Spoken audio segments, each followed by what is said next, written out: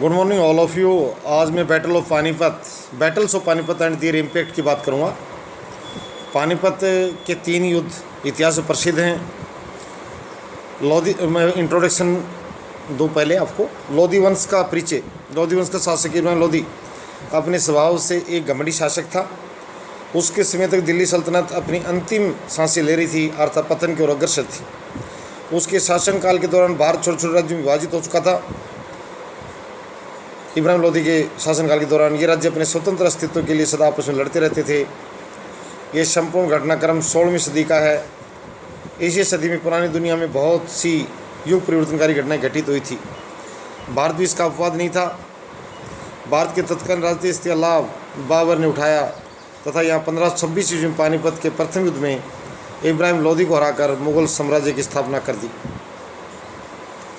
जो प्रथम युद्ध बाबर और इब्राहिम लोधी के बीच हुआ पानीपत का 1526 ईस्वी में हुआ, बाबर विजय रहा, विजेता बना। हरियाणा के इतिहास में पानीपत के युद्धों का काफ़ी महत्व है। यहाँ कुल 3 युद्ध 1526, दूसरा 1556 और तीसरा 1761 में लड़े गए। तीन युद्धों में ही राजनीतिक सत्ता परिवर्तन का मार्ग प्रशस्त किया गया। इसलिए ये तीनों युद्ध बहुत महत्वपूर्ण हैं। पानीपत की प्रथम लड़ाई का भारतीय तथा विश्व इतिहास बहुत महत्व है।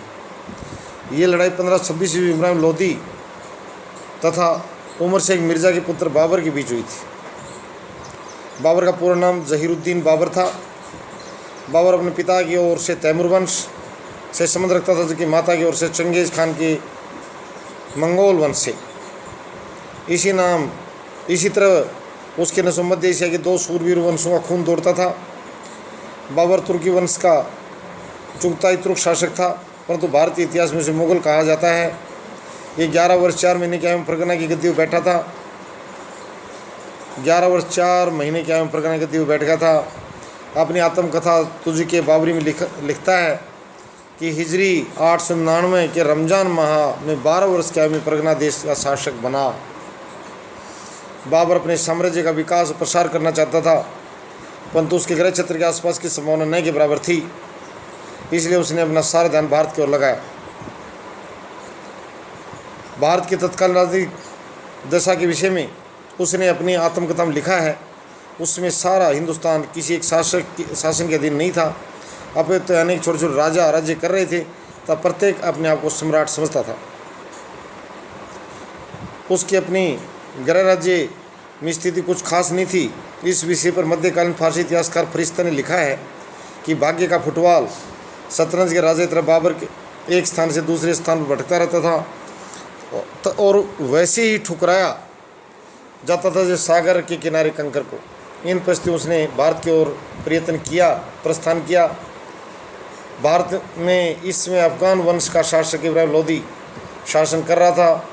वह शासन पर से अपना नियंत्रण खो चुका था। इन परिस्थितियों में 1526 ईस्वी पानीपत के मैदान में बाबर तथा इब्राहिम लोधी के बीच भयंकर युद्ध हुआ, जिसमें बाबर को विजय प्राप्त हुई।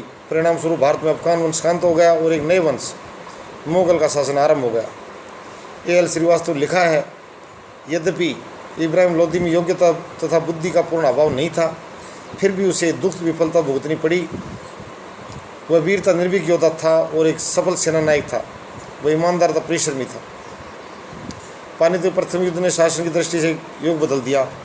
26 दिसंबर 1530 ईस्वी को बाबर की मृत्यु हो गई। उसके बाद उसका बेटा हुमायूं दिल्ली के सिंहासन बैठा। हुमायूं ने शासन की बागडोर 1540 ईस्वी तक संभाली। ख्वाजा मीर के शब्दों में, जैसे ही बाबर ने इस संसार की गद्दी छोड़ी तथा स्वर्ग में अनंत विश्राम किया, हुमायूं की विपत्तियों का आरंभ हुआ। हुमायूं ने अपने साम्राज्य को अपने भाइयों में बराबर बांट दिया, जिसका परिणाम ये हो कि चौसा 1539 तथा बिलग्राम 1940 के युद्ध में शार का सामना करना पड़ा। उसने 2 युद्ध लड़े, चौसा और बिलग्राम के 1539 और 1540 में, और हार का सामना करना पड़ा। हुमायूं किसी तरह अपनी जान बचाकर भारत से भाग गया तथा दिल्ली में शेर खान ने शेरशाह सूरी के नाम से शासन करना आरंभ किया। इस तरह भारत में द्वितीय अफगान साम्राज्य की स्थापना हुई। शेर खान ने 1540 से 1545 तक शासन किया, मात्र 5 वर्ष। एक बार शेर खान की मुलाकात बाबर से हुई थी। बाबर ने उसे देखते अपने मंत्रियों से कहा था कि शेर खान पर कड़ी निगरानी रखो। ये एक चालाक आदमी है और उसके मस्तिष्क पर सम्राट बनने के लिए चिन्ह दिखाई देते हैं। मैंने बड़े बड़े अफगानों को देखा है, लेकिन किसी ने मुझ पर इतना प्रभाव नहीं डाला जितना शेर खान ने। उसके मरने के बाद उसके उत्तराधिकारी 1545 ईस्वी से 1555 ईस्वी तक शासन किया। हुमायूं ने 1555 ईस्वी में दोबारा अपना राज्य वापस लेने का प्रयत्न किया। हुमायूं ने बैरम खां की मदद से सरहिंद तथा मच्छीवाड़ा के युद्धों में अफगानों को पराजित किया और दोबारा मुगल साम्राज्य की स्थापना की, परंतु हुमायूं ज़्यादा दिनों तो शासन नहीं कर सका, क्योंकि 1556 ईस्वी में उसकी मृत्यु हो गई। आदिल शाह के मंत्री हेमू ने इस अवसर का लाभ उठाकर आगरा तथा दिल्ली पर अपना अधिकार कर लिया, तब विक्रमादित्य उपाधि धारण करके शासन करने लगा। इस कारण से 5 नवंबर 1556 ईस्वी में पानीपत के मैदान में हेमू तथा अकबर का संघर्ष बैरम खां के नेतृत्व में लड़ा गया था। युद्ध हुआ जिसे इतिहास में पानीपत के दूसरे युद्ध के नाम जाना जाता है। इस युद्ध में हेमू की हार हुई, तब पानीपत मैदान में एक बार फिर से 1526 से पहले हुआ था, मुगलों को भारत का स्वामी बना दिया। यहाँ से एक बार फिर एक नए युग का सूत्रपात हुआ। पानीपत की मुद्दे लगातार दूसरी बार मुगलों के लिए वरदान सिद्ध हुई, यानी दूसरी बार उनको जीत मिली, पहले बाबर को, दूसरी बार हुमायूं को। पानीपत की तीसरी लड़ाई 1761 में अफगान शासक अहमद शाह अब्दाली तब मराठों के मध्य हुई। अहमद शाह अब्दाली भारत से अपार धन संपदा प्राप्त करना चाहता था और इस धन संपदा से अपनी राजनीति स्थिति मजबूत करना चाहता था। उसे इस बात का अच्छी तरह से ज्ञान था कि भारत की राजनीति स्थिति अच्छी नहीं है, वह इस समय आक्रमण करके उसे आसानी से अपनी इच्छाओं की पूर्ति कर सकता है। दिल्ली में राजनीतिक सत्ता के कमज़ोर होने का लाभ जहाँ अफगान शासक अहमद शाह अब्दाली उठाना चाहता था, वहीं इस तरह की चाह मराठी भी रखते थे। वे तेज़ी से उत्तर भारत की ओर बढ़ रहे थे तथा यहाँ पर हिंदू साम्राज्य की स्थापना करना चाहते थे। दिल्ली में मुगल सत्ता जब नाम मात्र की रह गई थी, इसलिए घटनाक्रम ये मात्र दर्शक बने थे। इन परिस्थितियों में फिर से पानीपत का मैदान युद्ध के लिए सज गया और 14 जनवरी 1761 को दोनों पक्षों मराठा और अफगानों के मध्य भयंकर युद्ध हुआ, जिसे इतिहास में पानीपत की तीसरी लड़ाई के नाम से जाना गया। इसमें मराठों को भयंकर पराजय का सामना करना पड़ा। जो इस युद्ध से पहले पूरे भारत की हिंदू साम्राज्य की स्थापना करना चाहते थे, वे इस लड़ाई के बाद कहीं के नहीं रहे, बर्बाद हो गए। सबसे बड़ी हार 28,000 घुड़सवार कहते हैं कि उनके यहाँ मारे गए। धन्यवाद। ये पानीपत के तीनों युद्ध, प्रथम, द्वितीय और तृतीय का विस्तार शुरू हुआ।